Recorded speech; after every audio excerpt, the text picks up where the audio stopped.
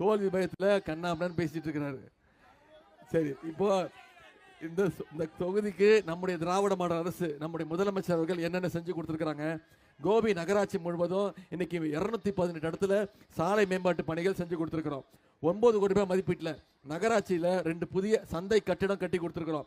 2 கோடி ரூபாய் மதிப்பீட்டில் நகராட்சியில் ஒரு சயின்ஸ் சென்டர் அறிவுசார் மையம் அமைச்சு கொடுத்துருக்கிறோம்.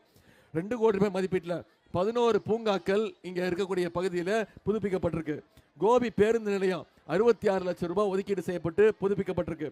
நகராட்சியில சீரான குடிநீர் வழங்க குடிநீர் திட்ட பணிகள் 19 கோடி ரூபாய் மதிப்பீட்டில் நம்பியூர்ல கூட்டு குடிநீர் திட்டம் குழாய்கள் பதிக்கின்ற பணி. அதே மாதிரி ஒழுங்குமுறை விற்பனை கூடம், வெள்ளாங்கோவில வேளாண் குளிர்பதன கிடங்கு, நம்பியூர் எம்மாம்பூண்டி உள்ளிட்ட ஊர்களில் புதிய டிரான்ஸ்பார்மர் அமைச்சு கொடுத்திருக்கிறோம்.